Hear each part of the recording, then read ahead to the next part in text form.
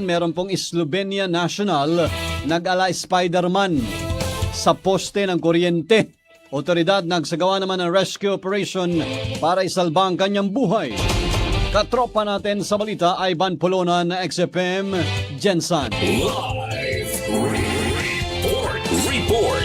Patuloy na nilalapatan ng medikal na atensyon sa Davao City ang 62 taong gulang na Slovenian national na kinilalang si Alice Loca matapos mag-ala Spider-Man sa poste ng kuryente sa Daprosa Street, Barangay Dadiangas West, General Santos City nitong nakarang Sabado ng umaga, Mayo 30. Ayon sa ulat, matapos makatanggap ng tawag ang Police Station 1 ng GSCPO, agad na naglunsad ng rescue operation sa pagtutulungan ng PNP, BFP Jansan at CDRRMO. Pansamantalang pinutol ng Socoteco 2 ang supply ng kuryente matapos tumuntong ang dayuhan sa transformer at nagpabitin-bitin pa sa mga kable nito.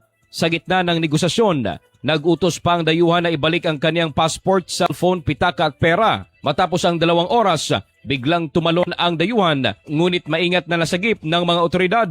Inihayag ni GSCPO City Director Police Colonel Eric Di Venancio na naging matagumpay ang operasyon dahil laging handa ang mga otoridad upang matiyak na walang masasaktan sa insidente. Napag-alaman na una na itong dinala sa presinto matapos magwala at magtangkang tumalon sa bintana ng isang hotel, ngunit nakatakas dahil sa dinaranas nitong bipolar disorder. Agad itong ibiniyahe patungong Davao City para sa tamang psychiatric evaluation at pangangalaga. Mula rito sa impilan ng 95.9 XFM General Santos City, para sa nagkakaisang Pilipino para sa Pilipinas, ito si Katropang Ivan Polonan, XFM News.